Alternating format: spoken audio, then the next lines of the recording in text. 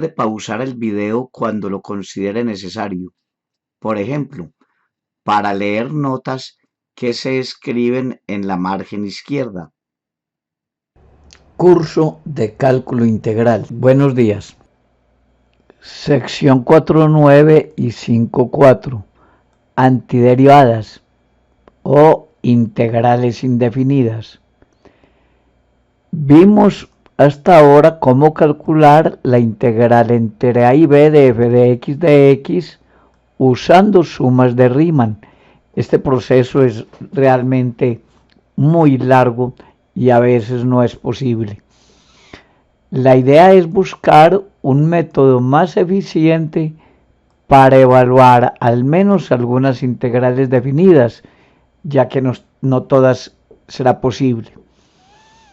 Para tal fin estudiamos el concepto de antiderivada. Si tenemos una función, mire el cursor f mayúscula cuya derivada es f minúscula en un intervalo i, entonces se dice que la derivada de f mayúscula es f minúscula o que la antiderivada de f minúscula es f mayúscula. Por ejemplo, recordando que la derivada de x a la n es nx a la n menos 1, tenemos que si la función f de x mayúscula es x3 sobre 3 y la derivamos, daría 3x2 sobre 3, o sea, la función x2 para cualquier x en los reales. Repito, derivando x3 sobre 3 nos da x2 para todo x en los reales. Pero si tuviéramos otra función g de x, x3 sobre 3 más 5, que se diferencia de esta anterior en una constante 5, y ahora derivamos c, como la derivada de 5 es 0, resulta que la derivada de g vuelve a dar x2 en todos los reales. Entonces tenemos dos funciones f y g distintas, las diferencia una constante cuya derivada da la misma x2 en todos los reales. La situación más general es, si f mayúscula es una antiderivada de f minúscula, entonces f mayúscula más cualquier constante real es otra antiderivada de f minúscula en el mismo intervalo i. Si f mayúscula prima de x es f minúscula de x, entonces escribimos integral indefinida de f minúscula de x diferencial x es f mayúscula de x más c. Y con esto significamos que el conjunto de todas las primitivas o antiderivadas, que también se llaman, de f de x minúscula es f mayúscula de x más c. En otras palabras, esta expresión roja quiere decir es que derivando la f mayúscula nos da la f minúscula que aparece en el integrando. Entonces también decimos que f mayúscula es una antiderivada de f minúscula o que f mayúscula es una primitiva de f minúscula o que el conjunto de todas las antiderivadas de f minúscula es f mayúscula más c, siendo f mayúscula una primitiva particular cualquiera, es decir, siendo f mayúscula tal que derivando f mayúscula da f minúscula. Ejemplos. ¿Cuál es la antiderivada más general de seno de x diferencial x? Recordando que la derivada de menos coseno da seno, entonces si la derivada de menos coseno da seno, la derivada de menos coseno de x más c también da seno, ya que la derivada es de constante 0. Y escribimos que el conjunto más general de las antiderivadas de seno de x es menos coseno x, que es una cualquiera particular, más c. Segundo, ¿cuál es la antiderivada más general de 5 seno de x? Pues si sabemos que derivando menos 5 coseno, que es derivada de constante por función, que es menos 5, y la derivada del coseno es menos seno, entonces la derivada de menos 5 coseno es 5 seno. Como la derivada de menos 5 coseno es 5 seno, se dice que la primitiva más general de 5 seno x de x es menos 5 coseno x más c. Y recuerde, esta fórmula lo único que quiere decir es que derivando esta expresión da esta integrando. Esta fórmula 1 quiere decir que derivando menos coseno de x da seno de x. Tercero, ¿cuál es 5 antiderivada de seno x de x? Si observamos, vemos que si cogemos 5 por menos coseno x y derivamos, da 5 y la derivada de menos coseno da seno. En otras palabras, que derivando 5 por menos coseno da 5 por seno. Esto es lo que quiere decir que la expresión antiderivada más general de 5 seno es 5 por menos coseno más C1. En general veremos más adelante que la antiderivada de una constante por una función es la constante por la antiderivada de la función. O sea que hubiéramos podido pasar de 2 a 3 sacando este 5 delante del factor de antiderivada.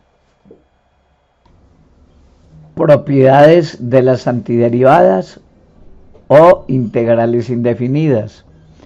Primera, integral de a f de x diferencial x es igual a integral diferencial x. Esto quiere decir que la constante se puede sacar delante de la integral. Se dice integral de constante por función es constante por integral de función. Segundo, la integral de f de x más g de x diferencial x es integral de f de x más integral de g de x. Es decir, la integral de la suma de integrales es la suma de las integrales. Esta fórmula también es cierta para la resta. La integral de f menos c es la integral de f menos la integral de g. Y la tercera generaliza las dos anteriores. La integral de a1 f1 más puntos suspensivos a n fn es a1 integral de f1 más puntos suspensivos a n integral de fn. Tabla de antiderivadas o integrales indefinidas. Primero, la integral de 1, también se llama la antiderivada de 1, es x más una constante. La antiderivada de a por diferencial x es ax más una constante. Segundo, la antiderivada de x a la r es x a la r más 1 todo sobre r más 1. Esta es muy importante. Para r distinto de menos 1, porque si r es menos 1, aquí tendríamos x a la menos 1. Y la integral de x a la menos 1, o sea, la integral de 1 sobre x diferencial x es logaritmo de valor absoluto de x más c. No olvidar que aquí el valor absoluto No, solo la x. Integral de 1 sobre x no es logaritmo de x.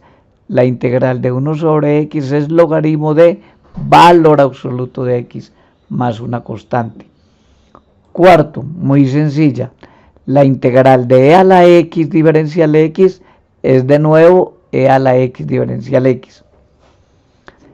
La integral de a la x diferencial x es a la x sobre el logaritmo de a más c.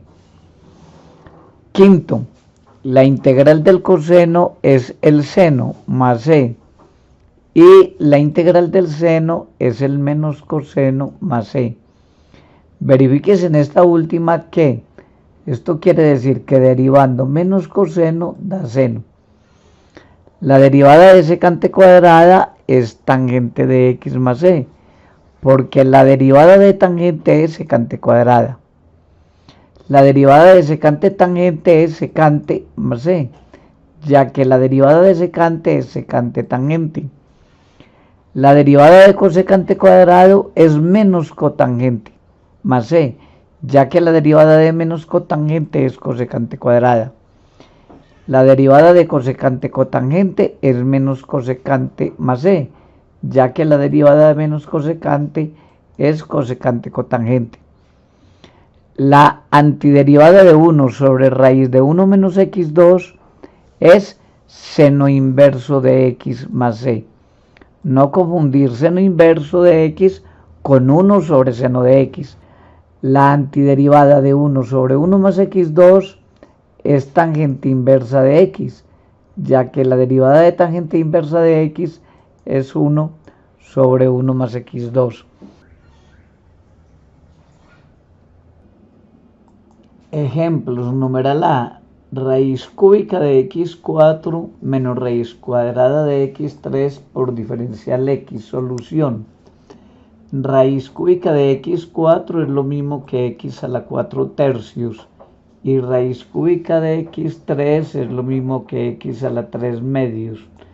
Debemos recordar las fórmulas que la integral de x a la n es x a la n más 1 todo sobre n más 1.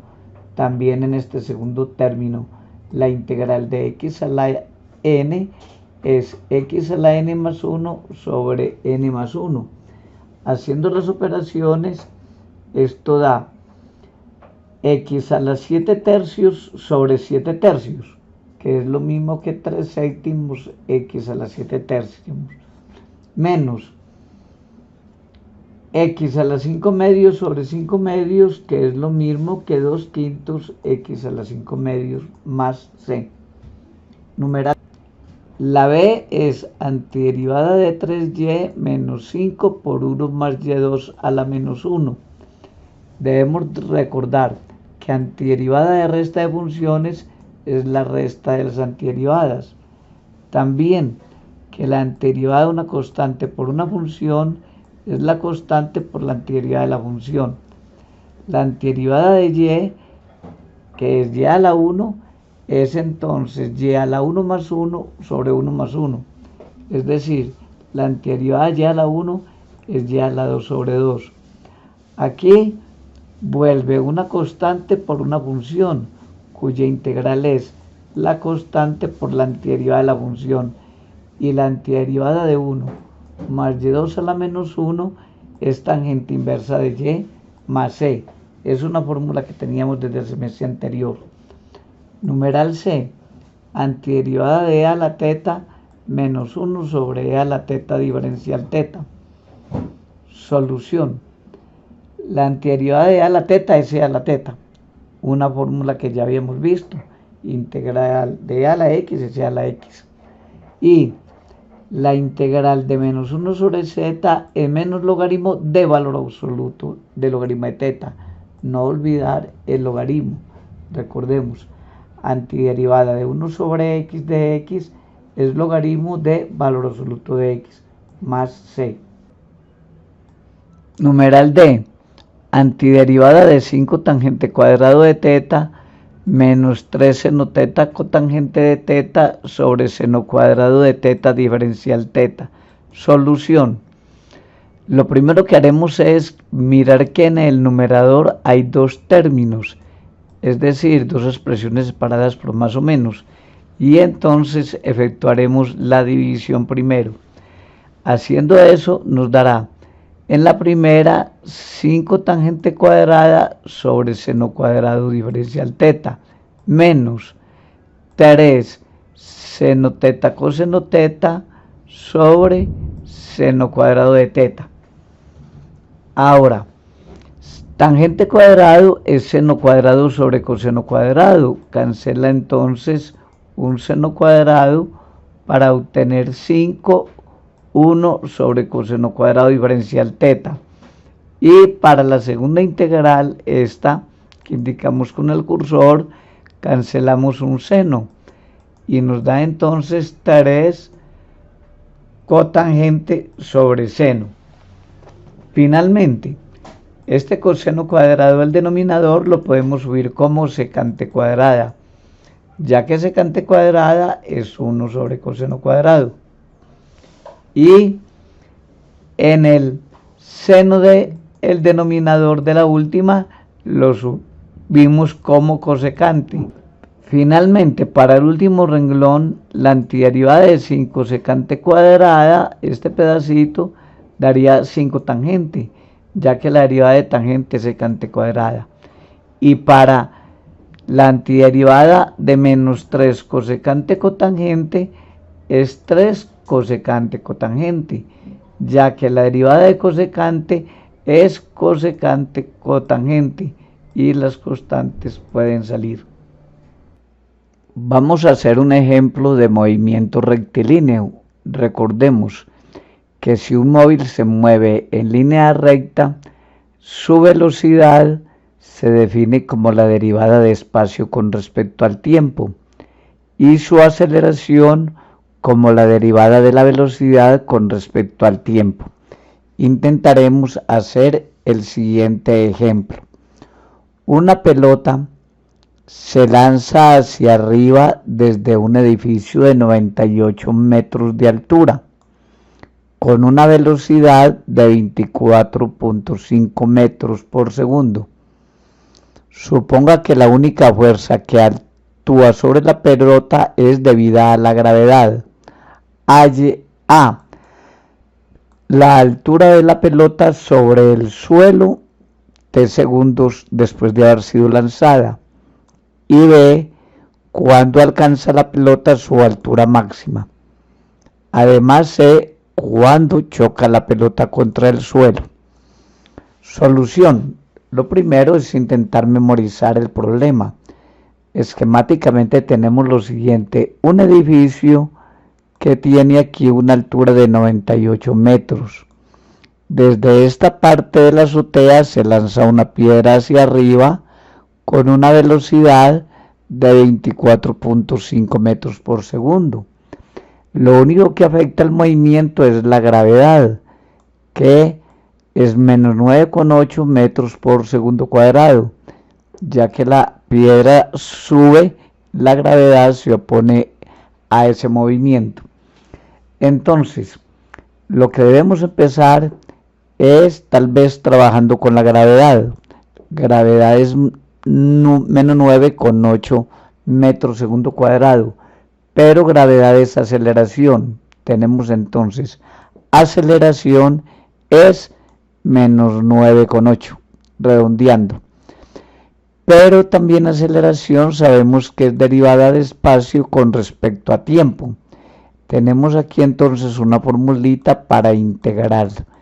Integramos este lado y da la velocidad, e integramos este y nos queda menos 8t más e1.